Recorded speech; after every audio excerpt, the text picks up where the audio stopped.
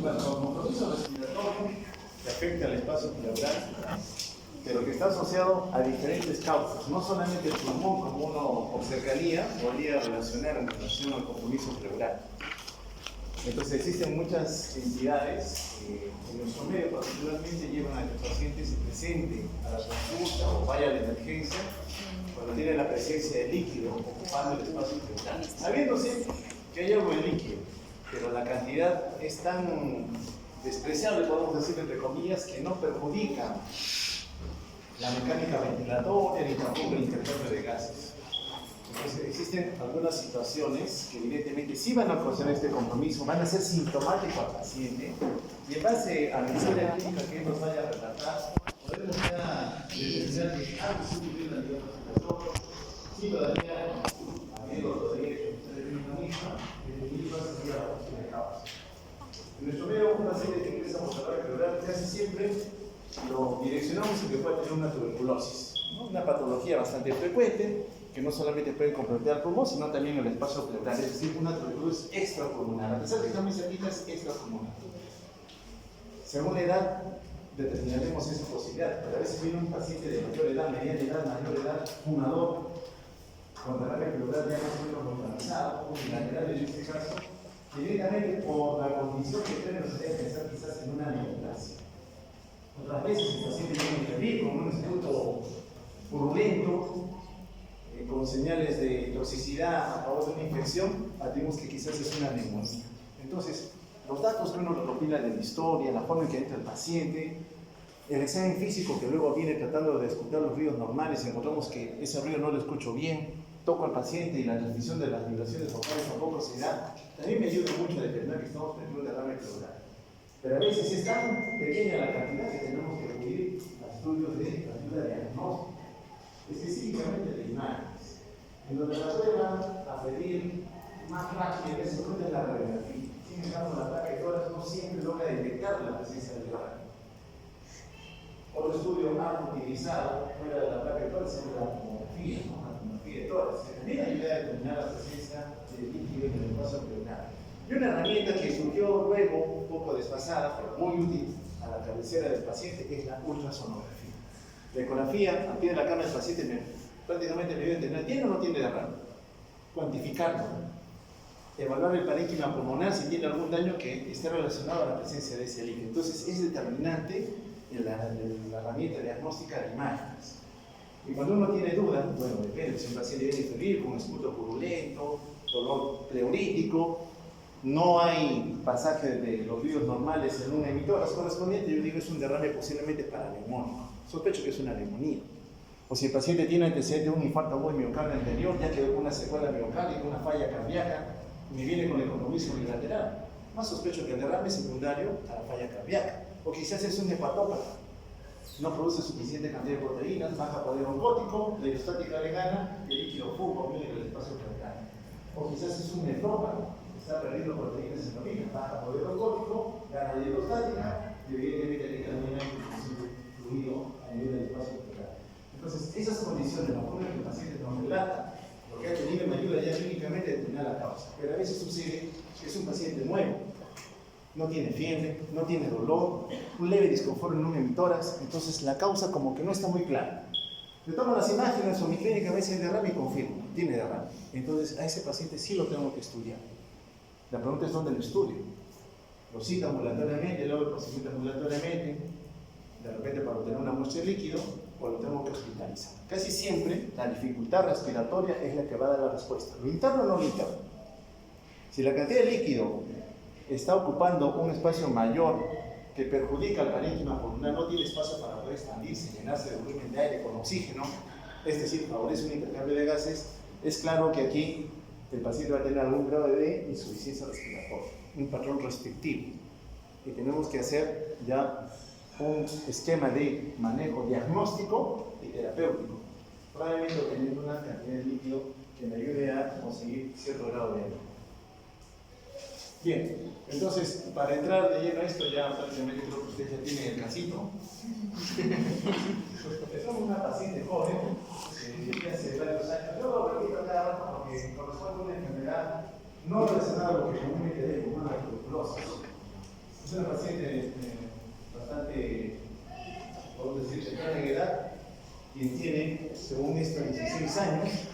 viene con un proceso de 10 días de evolución, en donde las manifestaciones nos hablan a favor de un componente con fiebre, astenia y arinamia. Astenia y arinamia es el desgano, ¿no? La poca actividad que uno hace, pero producto de algún evento que nos está afectando. Generalmente es un desorden inflamatorio. Se producen algunas citoquinas que deprimen la función de los órganos, a nivel del sistema nervioso central también hay una inmunodepresión, pero en base a la función, la actividad, ¿no? El deseo de hacer las cosas o de relacionarme con mi entorno, astenia y arinamia. He perdido las ganas de hacer las cosas, pero fiebre. Recuerden que la fiebre para nosotros representa una señal de alarma, una desregulación de la temperatura, generalmente asociada a un desorden inflamatorio. Y detrás de la inflamación a veces está la infección. No toda la fiebre es por infección, a veces es proceso inflamatorio. Hay enfermedades, como lo han visto en inmunología, que por la cantidad de citoquinas que se liberan pueden elevar nuestro termostato a un nivel más alto y posiblemente inflamatorio. Entonces, viene con fiebre. No sé si es infeccioso o no infeccioso. Astenia y arinamia, es joven, paciente joven. Y que el examen físico no aparenta estar muy comprometida, su presión arterial es aceptable, su frecuencia cardíaca en el límite superior normal 100 por minuto, la respiratoria ligeramente por encima del normal. ¿Cuánto es lo normal? El promedio decimos 15, 16, no, 16 más menos 2, 14, 18, pero está en 20. O sea, algo de taquimia ligeramente tendiendo a la taquicardia. Recuerde que ella es joven, ¿no? Tiene reserva fisiológica.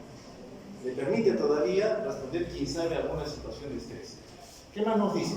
Satura 91% con FIO2 ambiental. Siendo tan joven, yo esperaría una saturación más alta, ¿cierto? Porque es joven, 16 años. A cualquier usted le ponemos el pulsocímetro, perdón, estaría 95, 96%, pero 91, ciertamente hay relación. Y un cuadro de 2 para nosotros representa quizás un mínimo, quizás. Entonces, con la sinología, pareciera haber correspondencia. Poca saturación, sinología respiratoria. Cuando se examina, intentan ocultar el pasaje de ruidos y de emitoras derecho que no pasa. Coloco mi estetoscopio, no escucho nada. Algo interfiere entre el parénquima pulmonar y la pared torácica donde yo apoyo la campana o el diafragma de mi estetoscopio. Algo. Y ese algo únicamente puede estar en el espacio pleural. Yo en ese momento no puedo saber si es aire, no me permite la transmisión del sonido, o si es líquido. No lo sé. Solo me dicen que no pasa el murmullo. Quién sabe si ese emitor estuviera hiperinsuflado, diría, parece más aire acumulado, sería un neumotórax. Si ese emitor no se expande, quién sabe diría más un derrame. No lo sé, solamente nos dicen no pasa el murmullo. Y en toda la emitórax. A nivel cardíaco no se obtiene mayor cosa, le piden que pase a observación. Bien hecho con observación. Y aquí nos dicen que como parte del seguimiento clínicamente de molestias respiratorias, hay hallazgos semiológicos a favor de un problema respiratorio, le piden una placa de tórax, que está bien pedida. La primera prueba y la más comúnmente solicitada al paciente es la placa de tórax.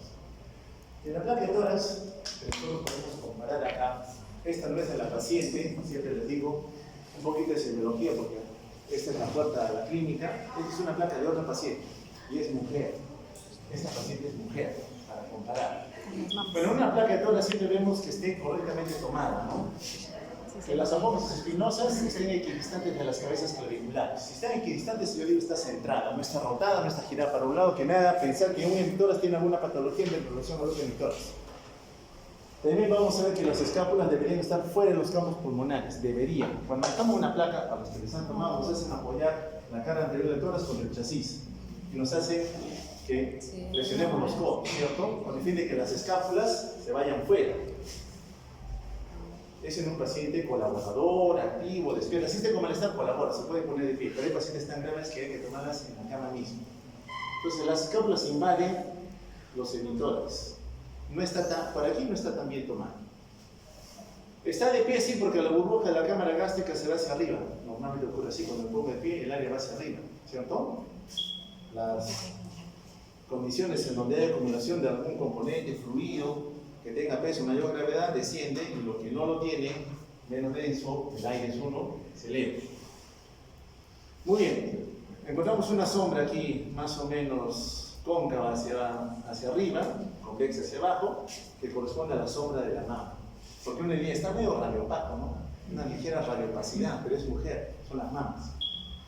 A veces tomamos la placa y no vemos la sombra, en una sí, en otra no. ¿Será masa o en la mama? ¿O le han sacado la mama? Una mastectomía. Pero eso corresponde a otro escenario, no solamente estamos divagando más sobre lo que es la placa de tórax. Bueno, ¿qué importante debemos ver acá? Los campos pulmonares en relación a la línea media, la tráquea, ¿no? Bronquio principal derecho, bronquio principal izquierdo. Los hilios, el hilo derecho en relación al hilo izquierdo, algo más descendido, eso es normal. El derecho versus el izquierdo, el derecho está algo más abajo. Pero ¿qué pasaría si el hilo derecho estuviera más arriba? Algo le está jalando.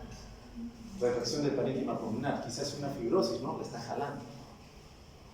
Entonces tenemos que entender esto. Antes de avanzar a la siguiente, simplemente notar aquí que la caja torácica protege los pulmones, porque ellos son los que van a participar en el movimiento de volúmenes de aire.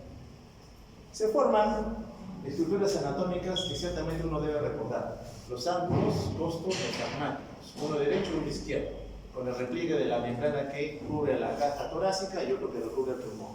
Bueno, este ángulo se ve así, agudo, y lo debo evidenciar claramente, aquí también. Pero ¿qué ocurriría si noto que no lo veo? O veo una radiopacidad ocupando ese espacio que normalmente debe ser oscuro, negro, que me diga ay. Significa que ahí quizás hay líquido. Radiográficamente me ayuda a identificar presencia de líquido. La ocupación o la obturación del seno coste diafragmático, sea derecho o sea izquierdo, hay líquido. Bien, entonces tenemos los campos pulmonares, uno derecho y uno izquierdo. No pareciera haber mayor patología, no pareciera. Esas líneas que ven aquí como ramificaciones, recuerden que es el árbol vascular, no son bronquios, es árbol vascular. Normalmente lo noto hasta los dos tercios internos. El tercio externo casi no se ve, se enrarece. Pero cuando lo veo, significa que hay mayor presión en el territorio venocapilar. Lo utilizo como una señal para apoyar mi diagnóstico de congestión pulmonar, de falla cardíaca, quizás por un compromiso en el inicio. Bien, entonces esta es la placa de una paciente mujer casi comparable a la edad, para poder evidenciar ahora qué es lo que notamos en nuestra paciente. Esta es la silueta del corazón, ligeramente lateralizada hacia la izquierda. Bien, esta es la placa de la paciente. Entonces, ya comparando con la anterior, notamos un velamiento, un blanqueamiento de prácticamente todas las emitoras derecho, ¿cierto? Está blanca. Con algo oscuro en la zona superior, algo de parénquima que puedo ver. Porque lo que veo oscuro, para mí es señal de que está ventilado. No sé si está repetido, ¿cierto? Lo que veo negro está ventilado, hay aire ahí. Lo demás está totalmente velado. Una señal. Normalmente yo voy a retroceder. Podría notar del borde lateral derecho del corazón, el borde lateral izquierdo, ¿cierto? Lo puedo ver. Pero en esta otra placa no la visualizo, no logro aislar. Es como que estuviera haciendo una suma con el corazón, como que fuera un todo. En el lado izquierdo ligeramente se nota el borde, ¿no? Pero también está velado. Entonces tenemos un compromiso del pulmón derecho, que yo diría, ¿será el parénquima o será la pleura? Está velado. Cuando hay compromiso parenquimal se vela, cuando hay compromiso pleural también. ¿Cuál será? Tenemos que definirlo, ¿no? Porque la clínica aparentemente le dice no pasa por pulmón. Entonces, tenemos que ir sumando evidencia a favor de lo que estaría ocurriendo. Entonces, tenemos una imagen que pareciera ser un todo entre el pulmón derecho y el corazón. Pero repito, el que esté velado no necesariamente es pulmón, puede ser el espacio pleural que esté comprometido. Se sospecha derrame pleural, alguna condición tenía, y se pide que neumología evalúe el caso para que le haga un procedimiento. Bueno, normalmente en las emergencias, el personal que está ahí debe estar capacitado para hacer procedimientos. Uno de ellos es una solución. Sin embargo, los colegas de emergencia solicitaron que la neumología venga a hacer el procedimiento, ¿no? Hacer una toracocentesis, es decir, pinchar la caja torácica, llegar a la situación pleural y tener una muestra. Con el fin de que se haga diagnóstico y quien sabe también tratamiento. Si hay mucho derrame, sacar el líquido porque puede estar perjudicando al pulmón mismo. Y como ocurre muchas veces, algunas especialidades no siempre están a la mano las 24 horas. Claramente, como dicen, no hay neumólogo, fin de semana no hay. Y se le deja en observación, y como todo paciente en observación, se le piden estudios de seguimiento. Le hacen una nueva placa y en la placa notamos lo mismo, no hay cambios. Pareciera inclusive que este corazón estuviera algo agrandado, la silueta, parece agrandada, ¿cierto?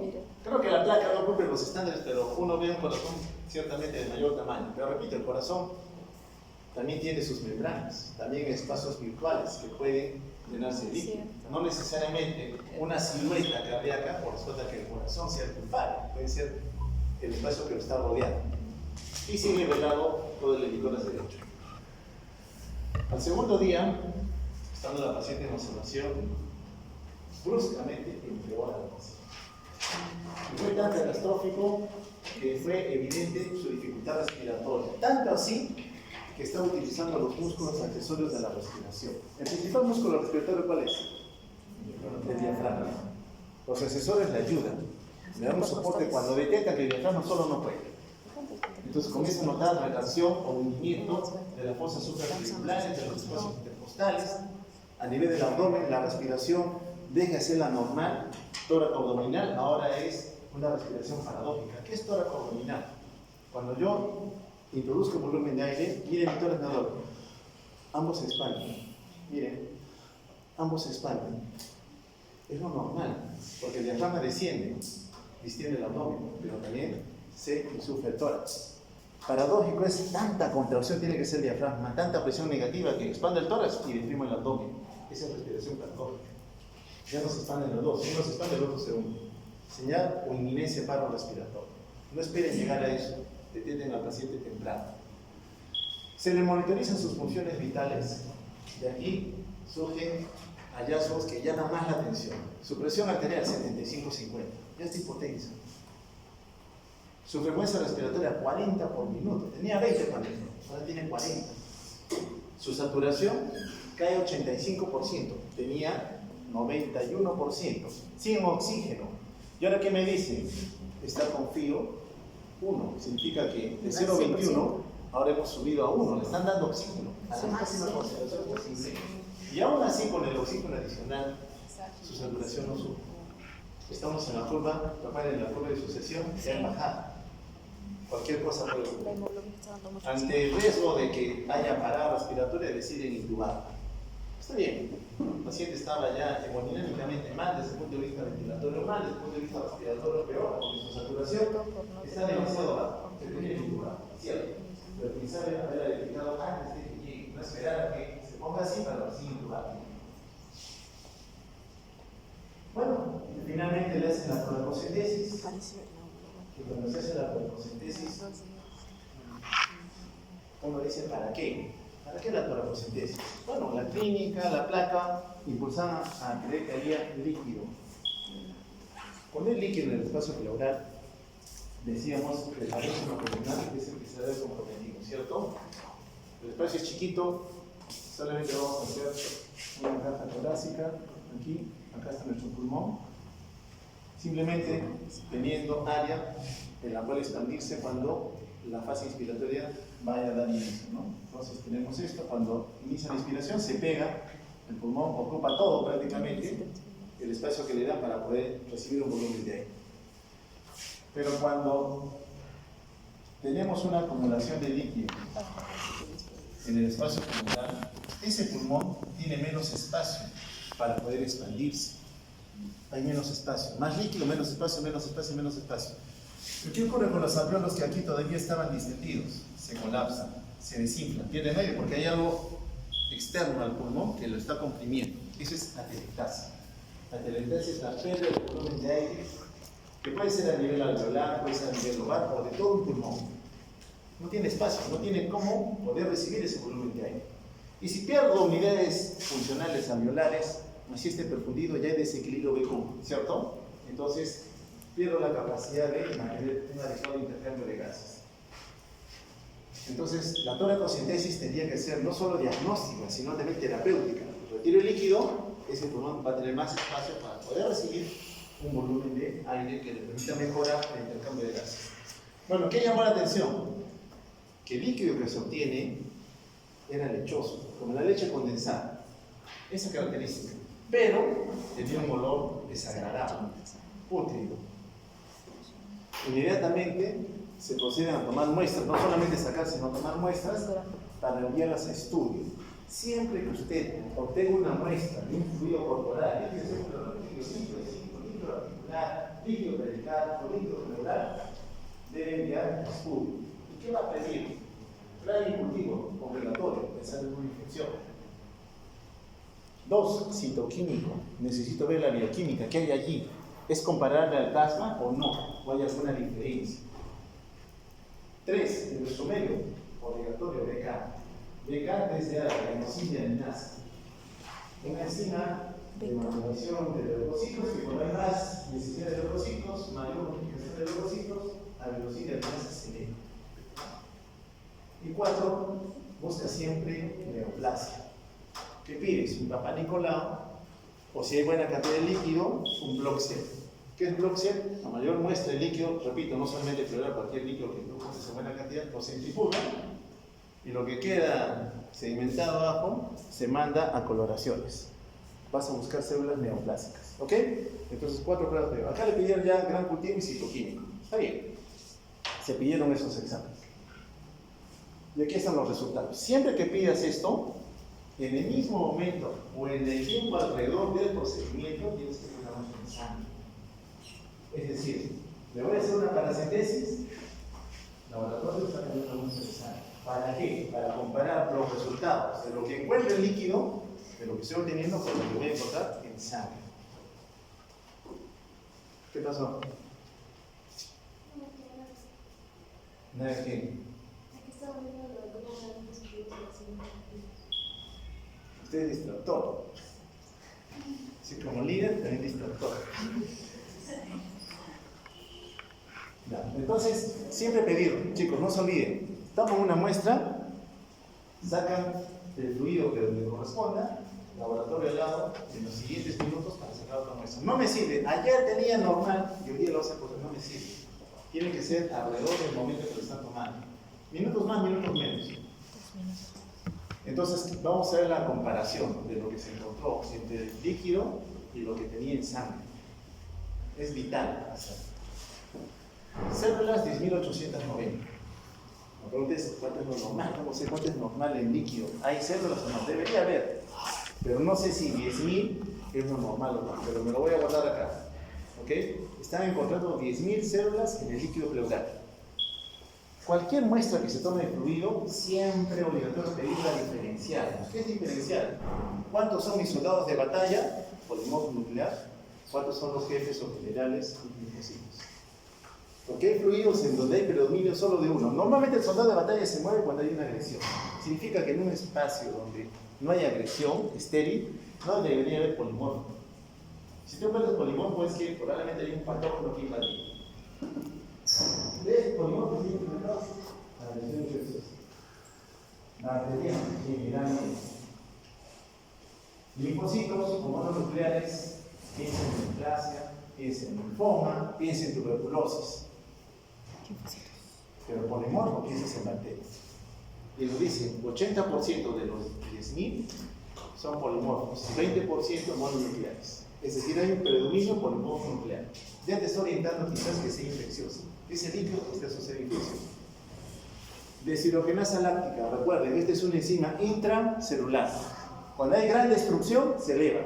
Cuando hay alto recambio celular, las células están tratando de responder a una agresión y se van multiplicando, se eleva. Entonces, DHL se eleva porque se están destruyendo o porque hay alto recambio. En una neoplasia, las células neoplásicas no se comienzan a multiplicar, sí, DHL te va a salir elevada. En una hemólisis, destrucción de eritrocitos, por condición inmune, también puede haber elevación de más placa. Un infarto agudo miocárdico, se murió el miocardio, también elevación de deshidrogenasa láctica. Es inespecífico, solo te dice destrucción o recambio celular incrementado. Proteínas, nos dicen 4 gramos por decilitro. Acá tenemos que ver cuál es lo normal. Estamos guardando nuestra memoria. Proteínas, DHL, 7200, pH 6.7. Glucosa 3 miligramos por decilitro. Lo normal en sangre es de 70 a 100, tiene 3.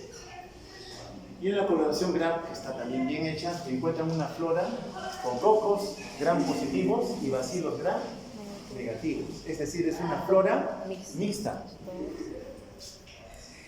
Raro, porque si solamente fuera un derrame asociado a neumonía paraneumónico, sería una población generalmente Gram positivo, aquí porque mixta. Es decir, varios patógenos por alguna condición inherente a la paciente han tenido la oportunidad de poder relacionarse con la muestra.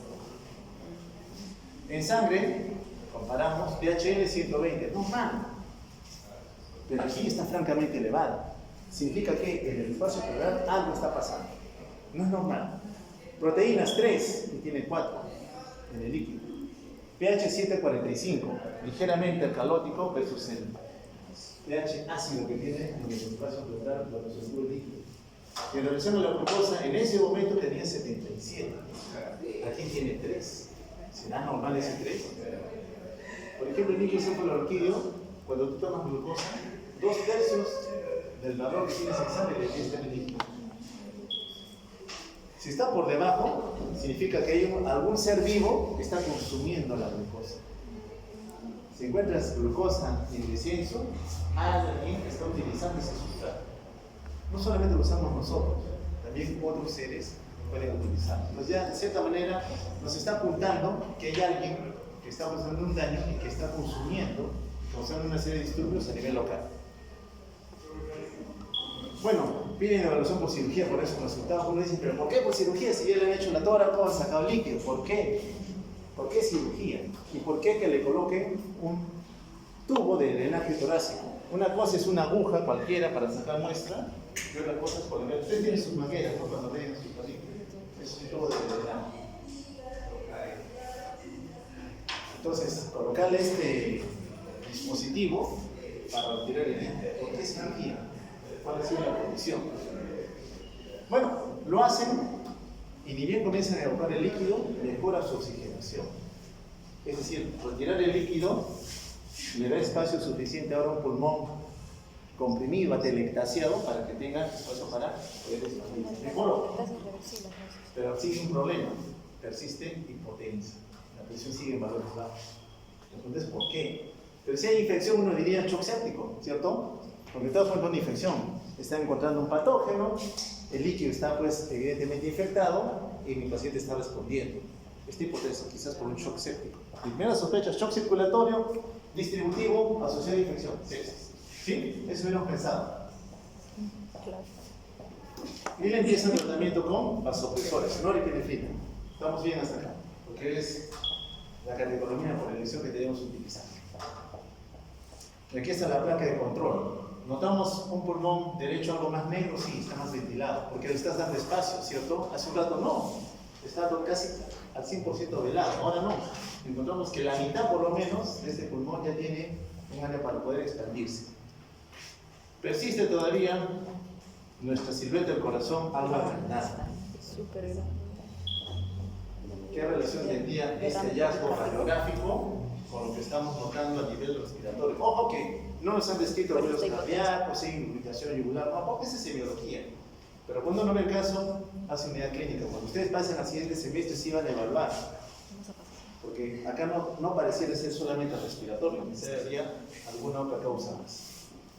Y aquí este líquido, bueno, tú conectas el espacio pleural al medio ambiente, tienes riesgo de que por gradientes de presión el aire del medio ambiente ingrese al espacio pleural. Tú no quieres eso, ¿cierto? Entonces hundes la conexión del tubo de la manguera a un frasco de drenaje. Este es artesanal, no es directamente utilizado. Con una pipeta se hunde en agua para evitar que el aire pueda ingresar. Porque por gradiente de presión el espacio pleural genera una presión negativa, ¿cierto? Se habla por fisiología.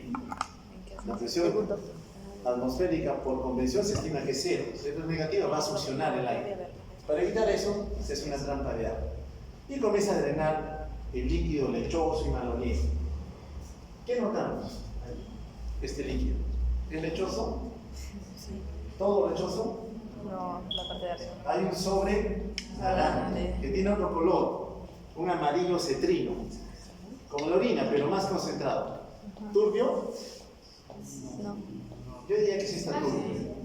Porque cuando uno tiene un líquido inocente, o sea que no va a tener mucho problema, sea de abdomen, líquido acítico, tórax, sale en amarillo como la orina, clarita.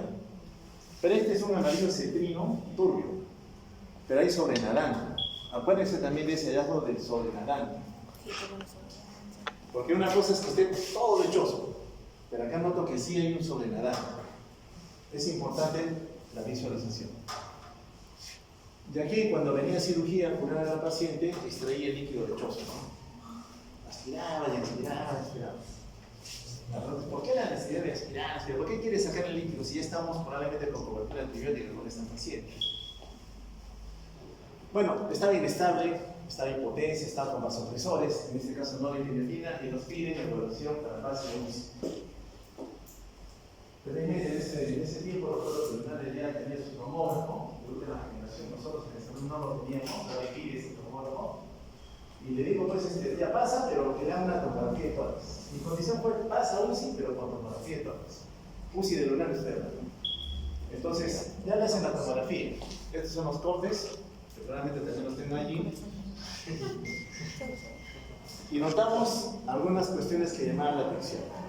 Derrame pleural, sí. Derecho, izquierdo. Esto que está acá es el tubo para evacuar el líquido.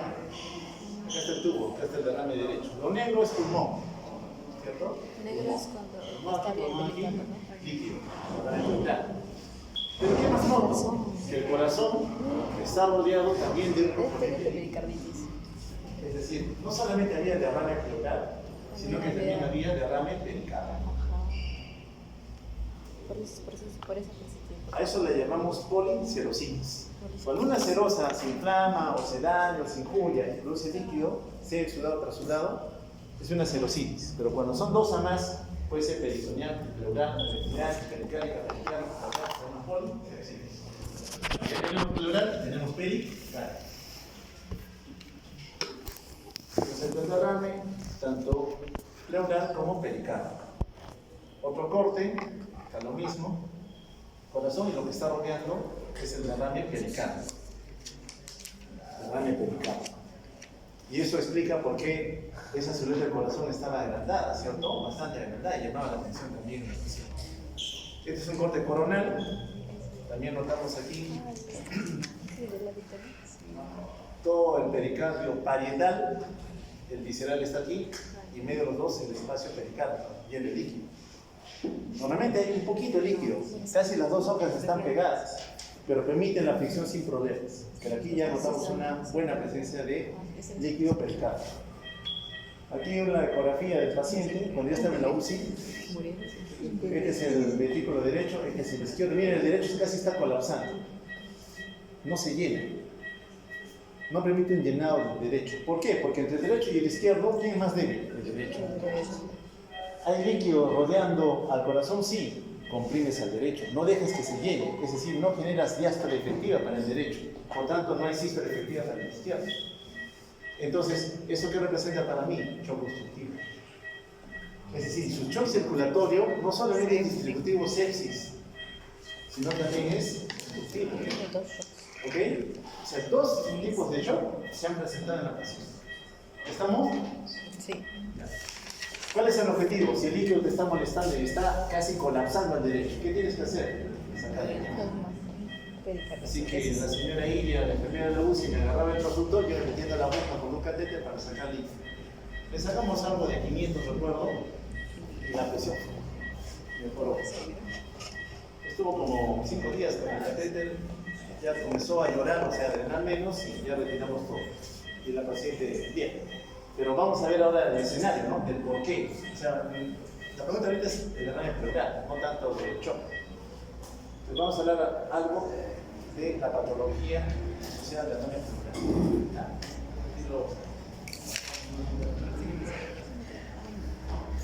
Póngale turbo, profe, porque yo soy cansada.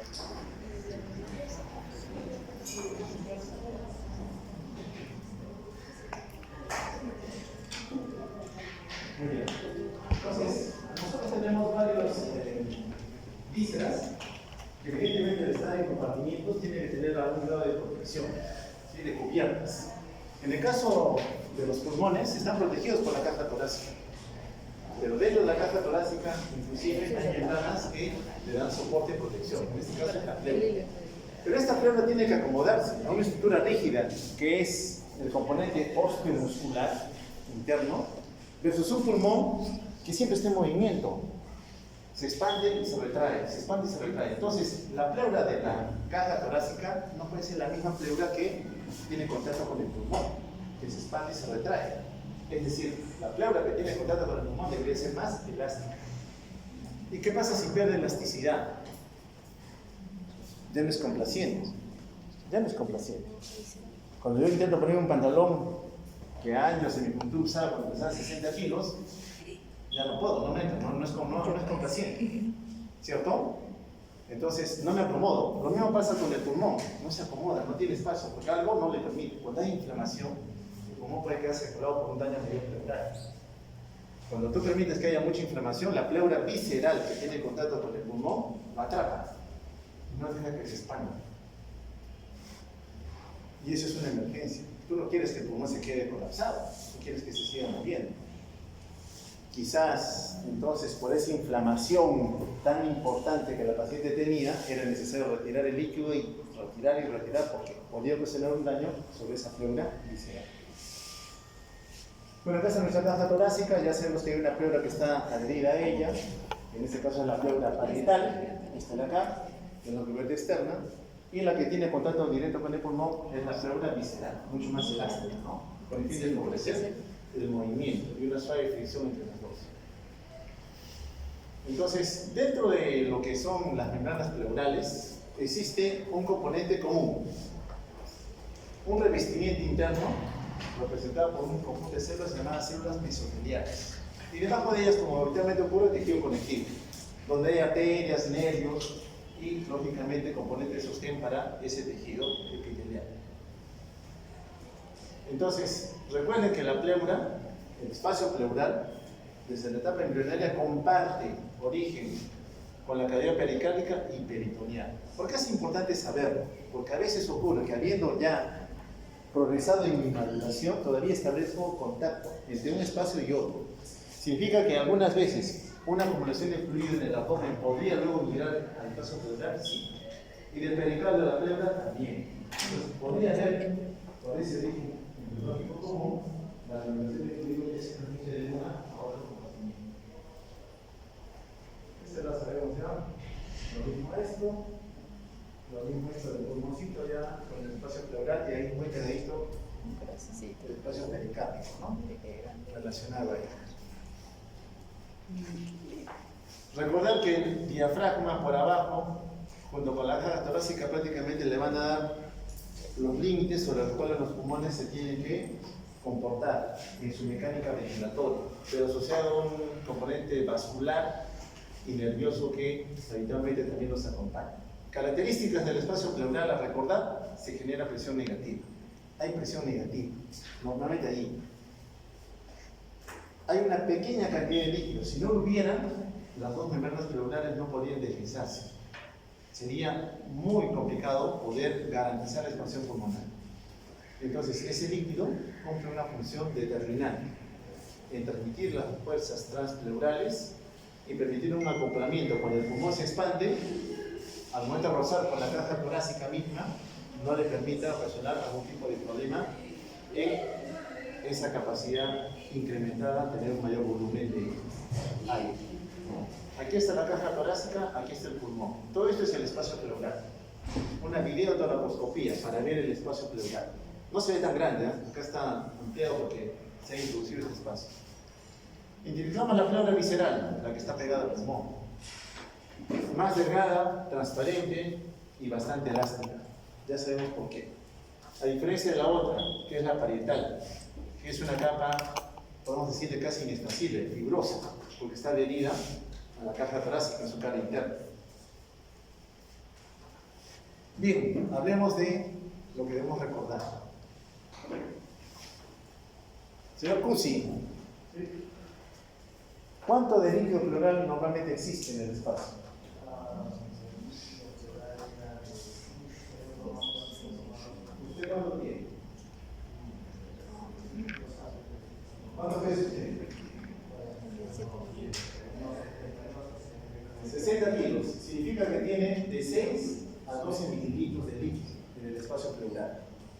Eso es lo que tiene el señor Pusi.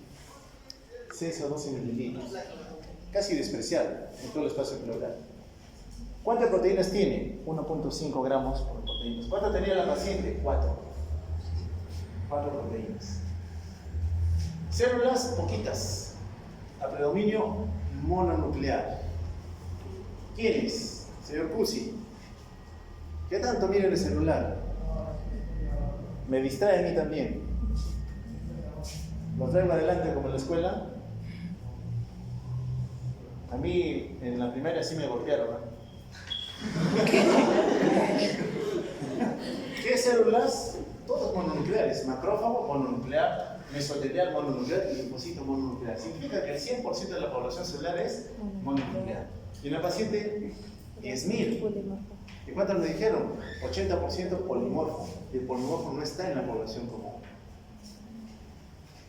¿Cuánto debería encontrarse? Menos de 1.700 células. ¿Cuántas tenía la paciente? Más de 10.000. ¿Sí? Había movilización de nuestro respuesta inflamatoria. Y el área de contacto, más o menos 2.000 centímetros cuadrados. Bastante. El aporte sanguíneo, ¿por dónde viene? Por las arterias intercostales, ramas de la aorta. El drenaje linfático es determinante, no olviden.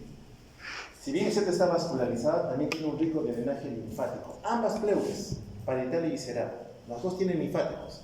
Pero vamos a ver que existe una diferencia importante entre la parietal y la visceral en relación a esos linfáticos. Entre ambos, uno lógicamente, presión hidrostática, fuerza de Starling, que haya líquido, el linfático que hace, saque el líquido. Una tarea común. Entonces, para que haya derrame, más hidrostática o poco oncótica o combinación, o que algo ha perjudicado al linfático, que no puede sacar el líquido. En eso no piensas. Ya te quedaste, la causa ya está cerrada ya en relación al derrame. Aquí está cómo se ve histológicamente la pleura. Notamos unos orificios, ¿no?, en su superficie. Estos se conocen como estomas. Son los estomas.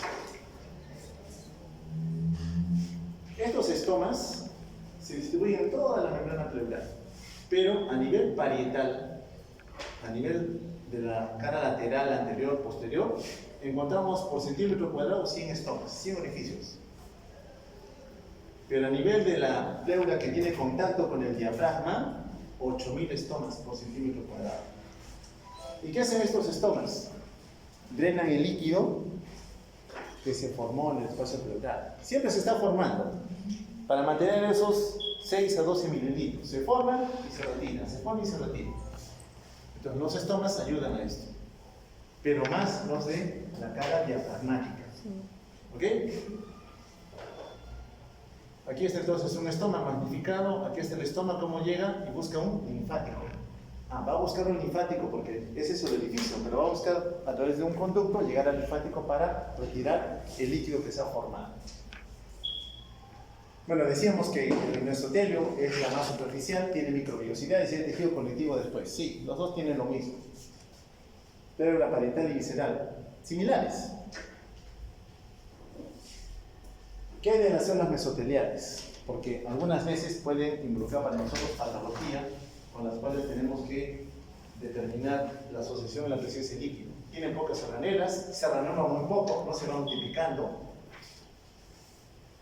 La proliferación generalmente se habla si es que hay alguna injuria de cualquier tipo o si es que alguna respuesta inflamatoria se está generando a ese nivel.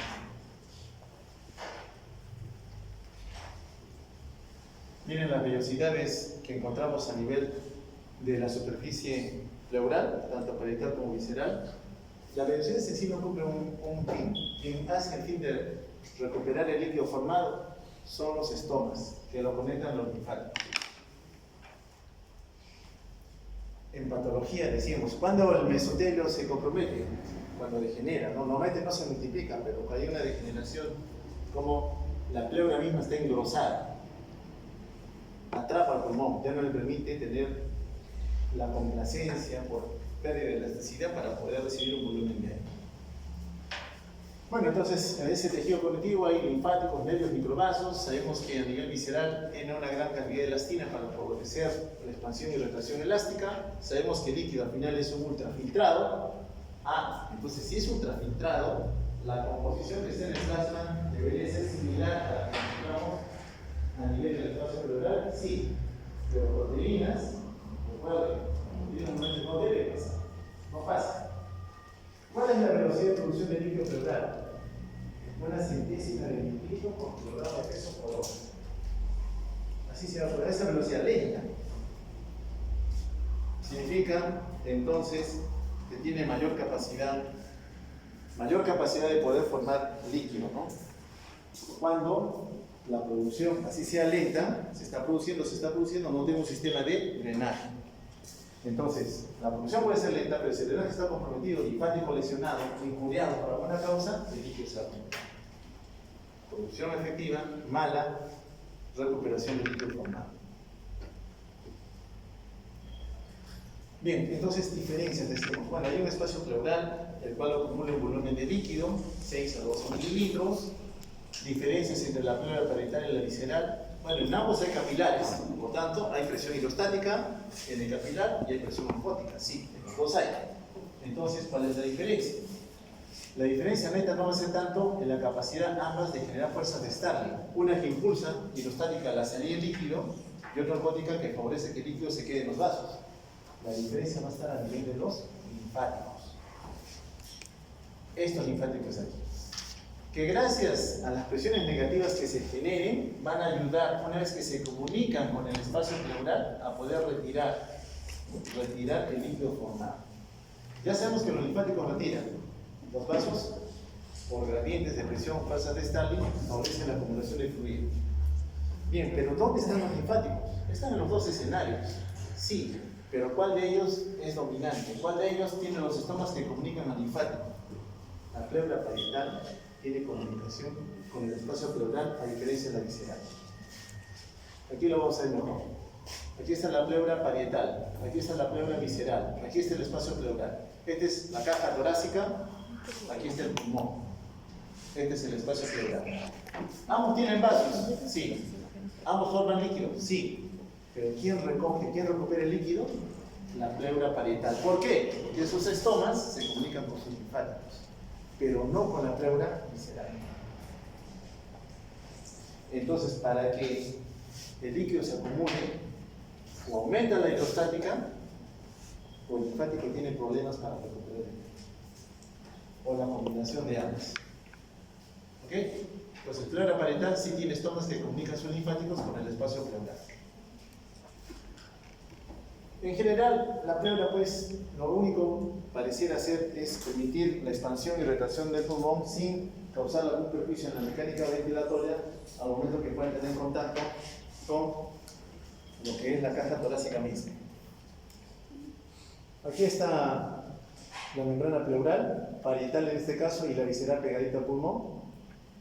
Pero acá veo un pulmón desinflado al final de la fase expiratoria. Bote el aire, exhale todo. Aquí está el pulmón. Ahora, inspira y te detienes un momento. Todo ese espacio que no ocupaba antes, ahora sí lo voy a ocupar. ¿Ok? Entonces, inspiración, expiración. El espacio pleural me permite poder introducir un mayor volumen de aire. Pero si hubiera un volumen de líquido acumulado acá mayor, este pulmoncito no podía expandirse porque algo está ocupando el espacio que era destinado para la expansión. Bueno, la presión líquida del vértice a la base, por gravedad, hacia la base va a ser mayor. 1 centímetro de agua por cada centímetro de peso que tenga el pulmón. Va a aumentar. Por eso es que el líquido tiende a acumularse en las zonas de declive, ¿no? Estoy de pie hacia la parte inferior. Estoy acostado hacia la zona posterior. Bueno, acá está entonces nuestro pulmón, las membranas pleurales, infinitas acá, protegidos por la caja torácica, en todas sus caras, tanto posterior como anterior, ricamente inervada, el nervio frénico, tiene contacto con cualquier proceso inflamatorio, irritativo, lesiona al frénico, se irrita, transmite un dolor en el hombro característico, un dolor terapéutico, de duele, sobre todo cuando hay inflamación. Aquí está el ángulo postdiafragmático, decimos ángulo agudo, normalmente en la placa la veo todo negrito, pero cuando lo veo velado significa que hay líquido. Procesos postdiafragmáticos.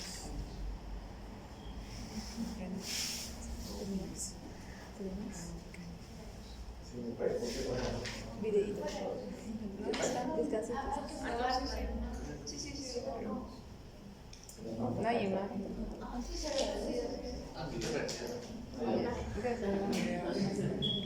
¿Cómo va a ser?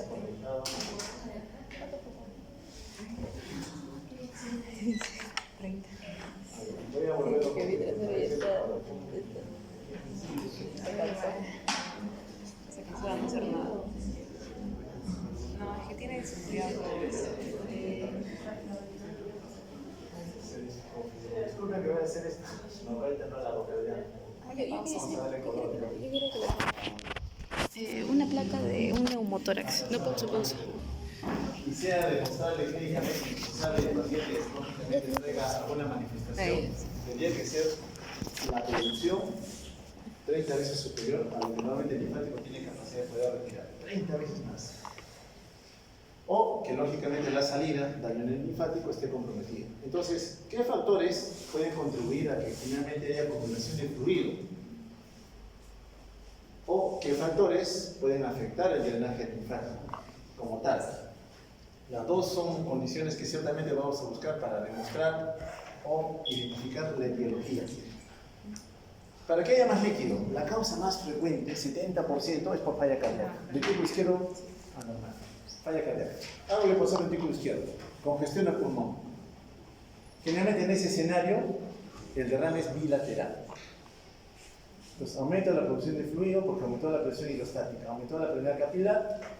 Es otro escenario, pero esta vez asociado a inflamación. Cuando la pleura se inflama, permite mayor flujo de líquido.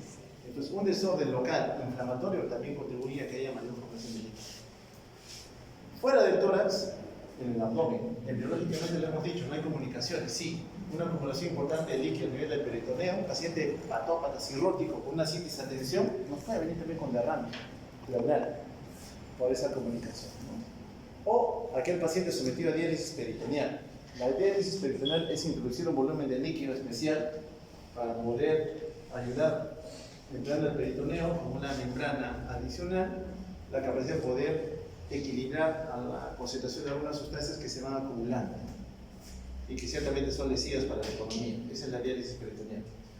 Lesión en los vasos sanguíneos o a nivel del conducto torácico. Hacemos un procedimiento, pinchamos un vaso, y el vaso lesionado sigue lesionado y derrama la sangre en el espacio pleural. O a veces en el lado izquierdo buscamos meter un dispositivo en una vena, pinchamos el conducto torácico y el líquido, producto del pinchazo, inunda el espacio pleural. Antecedente, le han hecho un procedimiento ayer y hoy día está con el derrame. Asociamos en relación a lo que hicieron y lo que encontramos hoy día para identificar la etiología. Disminución de la presión a nivel pleural, generalmente por obstrucción bronquial, paciente asmático, ¿no? Un poco descompensado. Hay tanta presión negativa que succiona el líquido hacia el espacio pleural. Condiciones en donde la cantidad de líquido que se va acumulando es porque no puedo absorber, no puedo recuperar el fluido. Dos condiciones: o el linfático está dañado, que es lo más frecuente, por cáncer, por componente ganglionar o daño linfático primario, o porque la presión en el sistema venoso sistémico se ha incrementado. Normalmente por una arteria ingresa la sangre anterior al lecho capilar, comienza a fluir, gana presión hidrostática, hacia el lado venoso gana presión osmótica. Se recupera el fluido, ¿cierto? Y luego finalmente regresa por el lado venoso. ¿Qué sucede en el escenario que la presión o el volumen de líquido en las venas esté incrementado? Aumenta la presión. El líquido que fugó al espacio pleural no se puede recuperar. O sea, por aumento de presión venosa se transmite retrógradamente y por eso que haya mayor producción de líquido. El otro escenario hemos dicho que es cuando el linfático está comprometido y no puede favorecer la recuperación de ese fluido. Bueno, resumiendo entonces, ambas membranas pleurales favorecen la formación de líquido por gradientes de presión hidrostática. Solamente la parietal, a través del contacto de sus linfáticos, a través de los estomas con el espacio pleural, permite la recuperación. Cualquier escenario donde aumente la hidrostática o disminuya la oncótica, o las dos estén presentes, más líquido, pero 30 veces más a la capacidad de drenaje linfático. La otra es que el linfático, por una diseminación maligna, esté comprometido en la comunicación con el espacio pleural y favorezca también que el líquido se siga acumulando. Efectos que tiene el derrame. ¿Tiene algún efecto? Sí, pues el diafragma es convexo hacia arriba. Comienza a haber acumulación de líquido y el diafragma comienza a aplanarse y ya no se contrae, ya no genera presión negativa, ya no succiona aire del medio ambiente, el paciente te va a hacer falla respiratoria. Entonces, afecta evidentemente la acumulación de fluido al pulmón mismo que está al ladito, al diafragma y al corazón. ¿Por qué al corazón? Porque a mayor derrame, recuerda que en el tórax no solamente están los pulmones, también está el corazón y los grandes vasos. Entonces, podría haber un compromiso mayor. No siempre hay disney, lógico. Si el paciente tiene poca cantidad de líquido pleural, no siempre va a tener disney. Puede solamente tener dolor torácico para referir de repente si se trata de una neumonía. Pero conforme esto va aumentando, más líquido, el diafragma se va a ver comprometido. Espirométricamente, ¿habrá algún cambio? Sí, el patrón es restrictivo. Capacidad pulmonar total y capacidad vital funcional disminuidas, porque le estás quitando espacio al pulmón para poder expandirse. ¿Un derrame masivo puede comprometer la función cardíaca? También. Sí puede haber un compromiso. Porque más líquido acumulado, él quiere todo para él. Agarra el pulmón, lo colapsa y empuja todas las estructuras hacia el lado contralateral. Y perjudica la anatomía, que normalmente le daba una confianza al corazón para poder también recibir un volumen de sangre. Acá tenemos un pulmón que tiene espacio para poder expandirse, acá otro pulmón con un componente asociado al espacio pleural que lleva a la acumulación de fluido. Repito, el líquido que se acumula aquí, de una u otra manera, colapsa el pulmón, genera atelectasia. Si hay más líquido, puede también afectar al corazón mismo y perjudicar su llenado. Muy bien, entonces el diagnóstico va con la clínica, ¿no? Manifestaciones que trae el paciente. Sospecho, confirmo con una imagen, radiografía, ecografía, tomografía. ¿Cuánto de líquido tendría que acumularse para que yo pueda ver ese ángulo contradiafragmático obturado? Por lo menos 75 milímetros.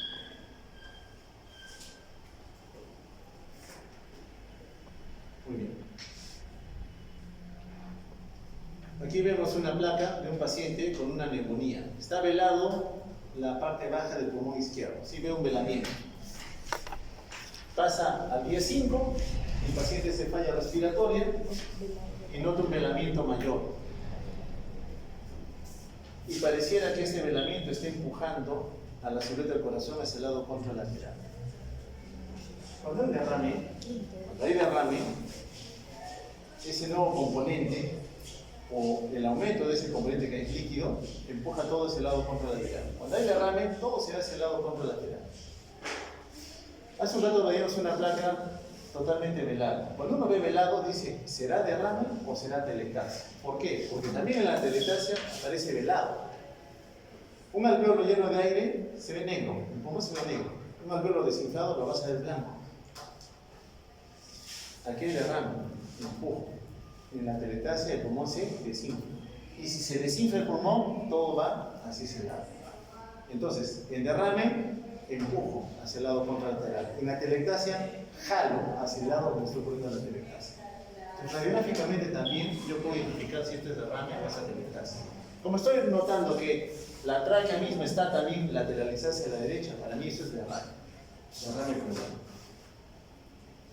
Bueno, entonces decíamos, la clínica ayuda. Si es falla cardíaca, el derrame pues será pues por aumento de la carga de trabajo a nivel del corazón. Si es hepatópata, es secundaria a la hepatopatía. Si es nefrópata, probablemente al daño renal que tiene el paciente. Pero a veces el paciente no trae esas condiciones, no trae los antecedentes y tengo que saber a qué corresponde el derrame. Y aquí estoy amarrado a tener que obtener una muestra, hacer toracocentesis, diagnóstico. Y en el diagnóstico yo me voy a enfrentar a dos escenarios. Que el líquido obtenido sea un exudado o que el líquido obtenido sea un exudado. ¿Importa? Sí, porque las causas ya se van cerrando más para identificar uno u otro. El exudado es pleura inflamada. Pleura inflamada es exudado. A la cabeza la infección, pero también puede ser una neoplasia.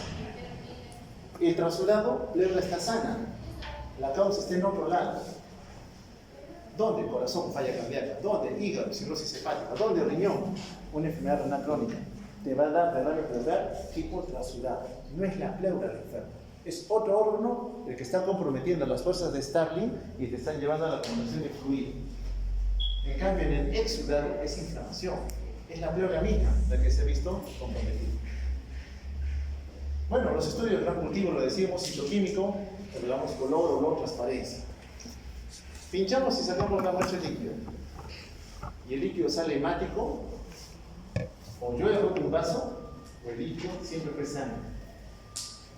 ¿Cómo lo demuestras? Pide hematocito. La muestra de sangre se centrifuga y mide ese hematocito. Si el hematocito sale más del 50%, es un hemotórax.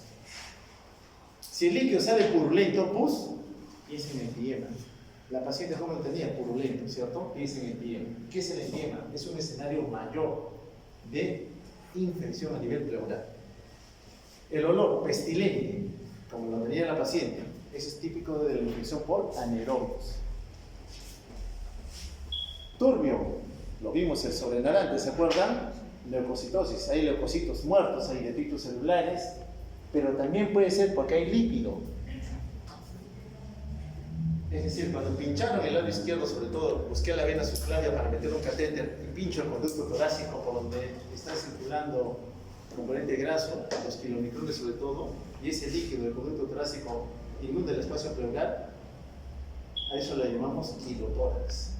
El líquido también sale lechoso, pero no es por infección, sino es porque es rico en lípidos. Entonces, lechoso lo veo en el empiema y lo veo también en el kilotórax. En el kilotórax, antecedente, le han estado intentando meter un catéter aquí, hay algo de relación clínica, fue por eso, ¿cierto? Pero a veces surge la duda, ¿no? ¿Será o no será? ¿Qué hacemos? Centrifugamos. Centrifugas el líquido lechoso que es obtenido. Si genera sobrenadante, mi vuelta que dale, es empiema. Si no genera sobrenadante, la centrifugada y sigue todo lechoso, es kilotórax. ¿En el frasco que tenían había sobrenadante? Sí, es empiema. ¿Qué pruebas pedimos ahí? Glucosa, pH, DHL, proteínas. Todo lo que ya pidieron antes se debe pedir. BK desde ADA y ya dijimos el aplandicular Loxer. Aquí, por ejemplo, un hemotórax, ¿no? Generalmente aquí hay que siente traumatismo torácico cerrado, pero también puede ser que el águila está buscando la vena subclavia derecha, pincha, lesionaste la vena y el sangrado se fue al espacio pleural. Un hemotórax. La sangre es más densa, más viscosa, te obliga a colocar tubo de drenaje obligatorio. Y sabes que forma coágulos, te tapa el tubo, colocas dos, todo fenestrado, para garantizar que evacúes todo el contenido. Aquí este líquido lechoso, ¿será kilotórax o será empiema? ¿Qué hacemos? Centrifugamos. Si queda sobrenadante, empiema. No lo genera, kilotórax. Bien, los transfugados entonces, recuerden, la pleura está bien. Lo alterado es fuerzas de Starling. O aumentó la hidrostática, falla cardíaca, o la oncótica bajó, cirrosis hepática, síndrome nefrótico. No más. Pleuras sanas, no están enfermas las pleuras. En el exudado, en cambio, las pleuras sí están dañadas, sí están inflamadas, por procesos inflamatorios, por infección, pancreatitis, una neoplasia. ¿Qué sucede? Aumenta la permeabilidad, los capilares están irritados, comienza a aumentar la presión, secundaria a un proceso local, que generalmente es neumonía. La más habitual es neumonía, un derrame paraneumónico. La mayoría es entonces inflamación, infección o malignidad. Entonces, yo tengo que definir trasudado, exudado. No debemos decir que hizo un postulado, hizo un estudio grande para evaluar cómo yo determino si es trasudado o exudado, porque eso me interesa. Sí. Empleando tres criterios.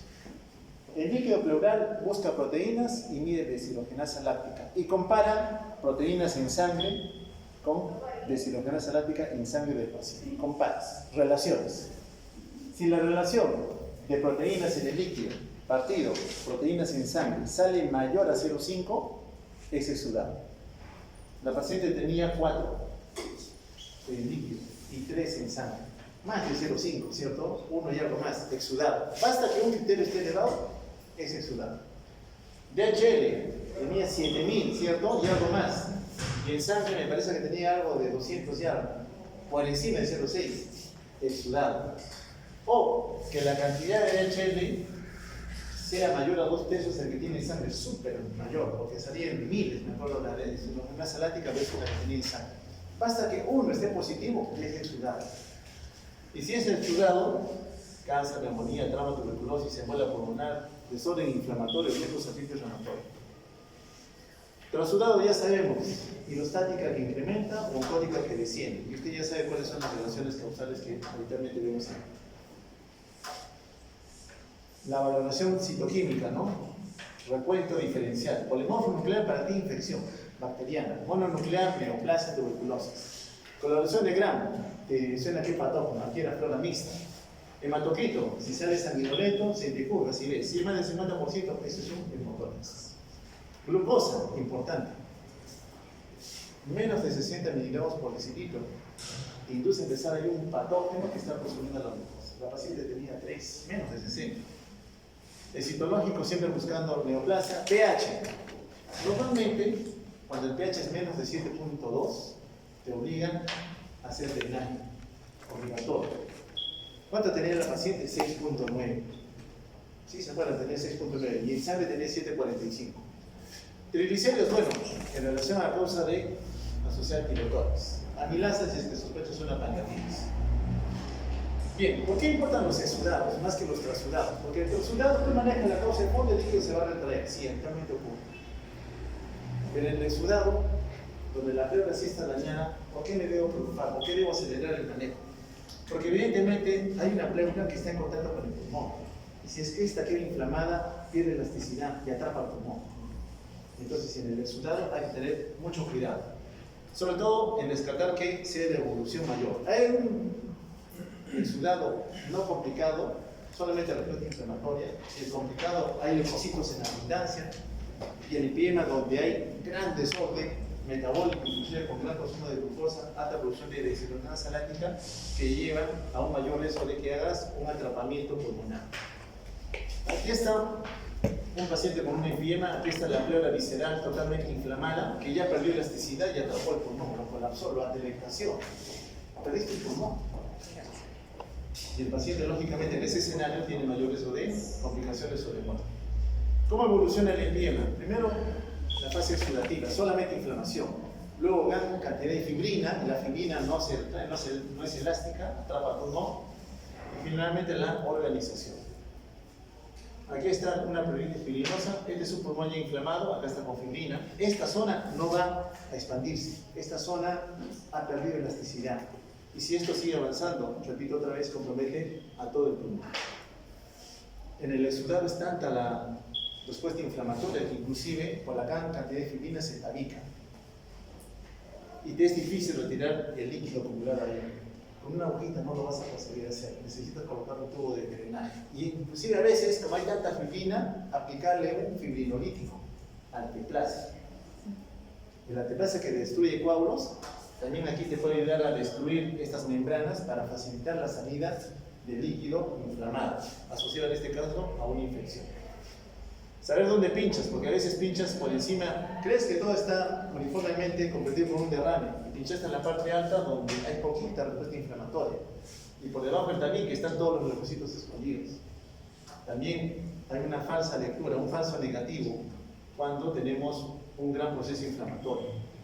Entonces, el tubo de drenaje te ayuda a, lógicamente, a retirar una mayor cantidad de este componente inflamado. Y las recomendaciones, bueno, pues, tengo un derrame, neumonía, paraneumónico, le mido el pH. Más de 7,2, tranquilo. Más de 60 de glucosa, tranquilo. Deshidrogenasa láctica menos de 1000, tranquilo. Solo toracocentesis, otro tratamiento antibiótico, oxigenoterapia y aspiras. El paciente va yendo mal, más derrame, más comprometido, más séptico. Muestra líquido, pH menos de 7,2. Deshidrogenasa láctica más de 1000, glucosa menos de 60, la paciente tenía todo, se sentía. De otro ejemplo de que no sé que tu pulmón esté mal, El el riesgo de que parénquimo eso esté mal. y atrape el pulmón es alto. Por eso es que a la paciente le succionaban y le succionaban en fin de retirar ese líquido infectado. ¿Ok? Es muy importante poder... No, desde la ectación no, de que tu pulmón esté acumulando agua, o sea, hay edema pulmonar. Edema y derrame. Sí, pero ¿cómo le puedo ver una radiografía? ¿Cómo puedo diferenciarlo? Hay que preguntarle. Entonces acá tenemos nuestra mecánica ventilatoria, acá están las membranas pleurales. Vean cómo permiten la expansión y retención de los pulmones con facilidad en contacto con la caja torácica. Para ello, lógicamente, hay una pequeña cantidad de líquido, cuando decíamos 0,1 a 0,2 mililitros por kilo de peso, ¿no? 6 a 12 mililitros. Ya identificamos las dos pleuras, la parietal poco elástica y la visceral con gran elasticidad. Ahí está una videotoracoscopía, que es el pulmón, Qué grande se ve. la caja torácica, con las El Cali nos dijo, eso es virtual. en un instante. Pero mira la cosa. Así es como normalmente se ve. Hace un rato vimos la imagen de un resultado, ¿no? Totalmente rojo el pulmón, casi sangrando.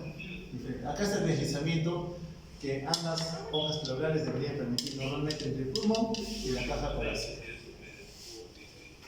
La cantidad, bueno, nos dicen acá, 8 a 10 mililitros. 2 cucharitas.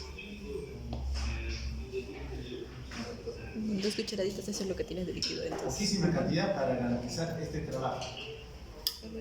Un acercamiento para ver cómo es que esas membranas pleurales están.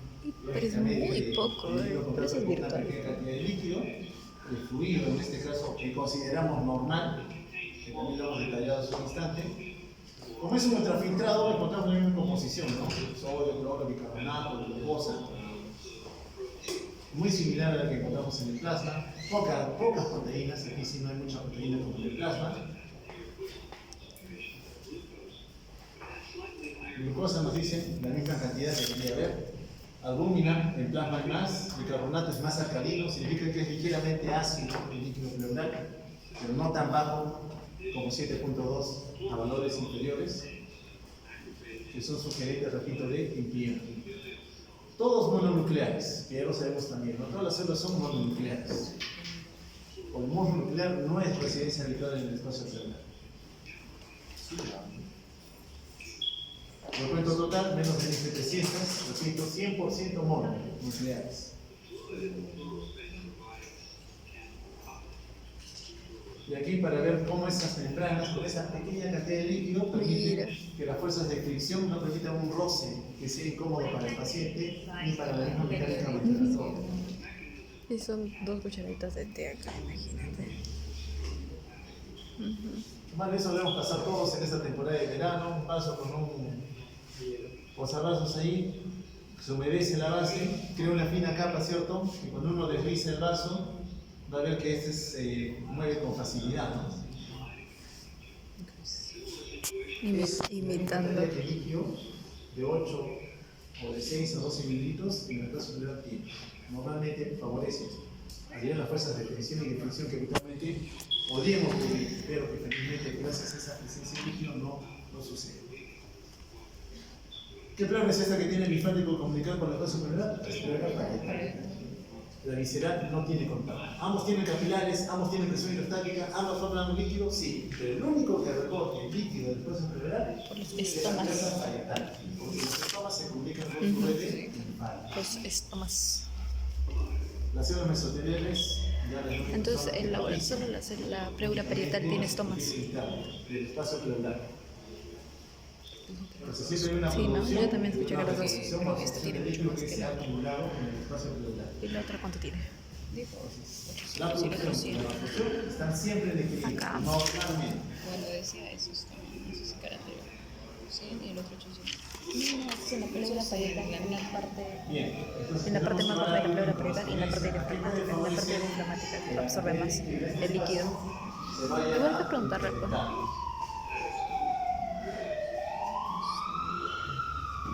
Producción continua, drenaje continuo. ¿Qué condiciones? Todo lo que permite producción y todo lo que perjudique la absorción o la asociación de estas dos condiciones. Ya hemos notado que la inflamación de la membrana favorece mayor flujo de líquido, la irritación de los capilares aumenta la presión hidrostática también, la caída de los órganos. La otra es cuando ese linfático que está representado allí ve obstruida la comunicación con el espacio pleural. Y eso genera defusión o derrame pleural o pleuresía, como le llaman otros también. Aunque pleuresía además se asocia a lo que es tuberculosis. Pues condiciones en donde el líquido se va a acumular aquí, en el espacio pleural, cuya presión ya sabemos que es negativa, normalmente.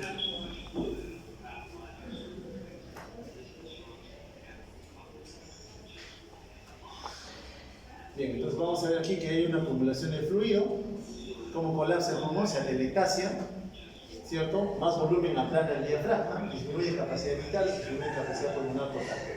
Pues, ha habido un incremento en la producción. La pregunta es ¿por qué? ¿Por qué ha incrementado la producción de líquido en el espacio pleural?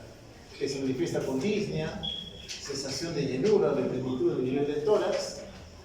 Lógicamente, en el escenario de mayor compromiso de pulmón, que es la delentasa misma, la delentasa, se desinfla el pulmón porque el líquido que está comprimiendo a esa estructura orgánica. Las etiologías. Lo más frecuente que vemos nosotros son los trasudados, ¿no? Entre los trasudados, la bomba cardíaca es una determinante que eventualmente vamos a encontrar asociada a ese compromiso. Aumentar la presión hidrostática se transmite retrógradamente hacia las redes capilares de ambas pleuras y favorece que haya mayor producción de líquido a nivel del espacio pleural.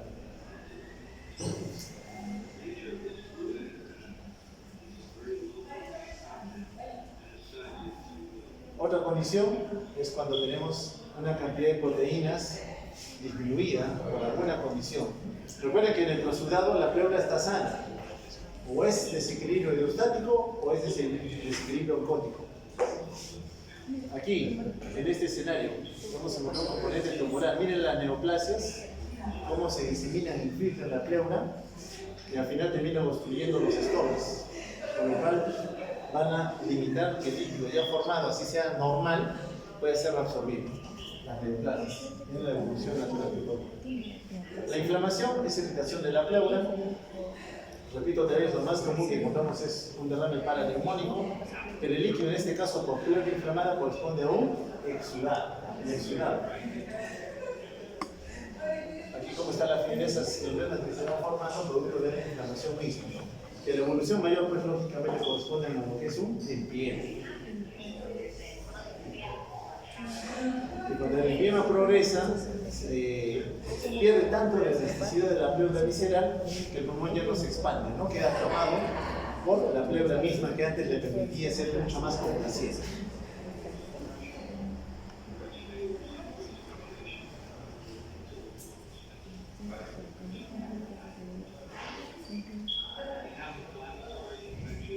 Bien, ahí está como la fibrina ya atrapada al pulmón, no le da espacio, hay espacio pleural suficiente, pero no la elasticidad de la pleura que se ha perdido por producto del empiema, que atrapa el pulmón y no le permite expandirse como normalmente debería ocurrir.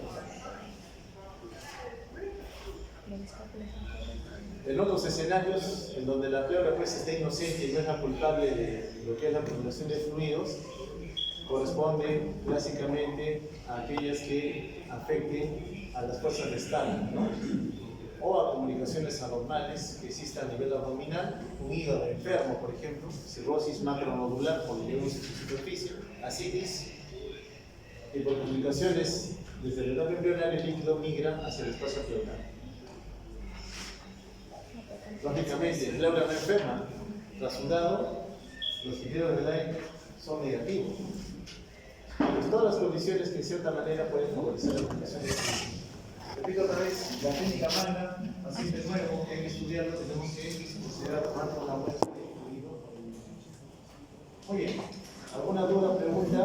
¿Cómo puede crecer un edema pulmonar en el parénquima y con el derrame pleural? En una delentasa que iba ahí. Entonces, Tiene síndrome de insuficiencia respiratoria. O sea, tiene los datos de también cuidados.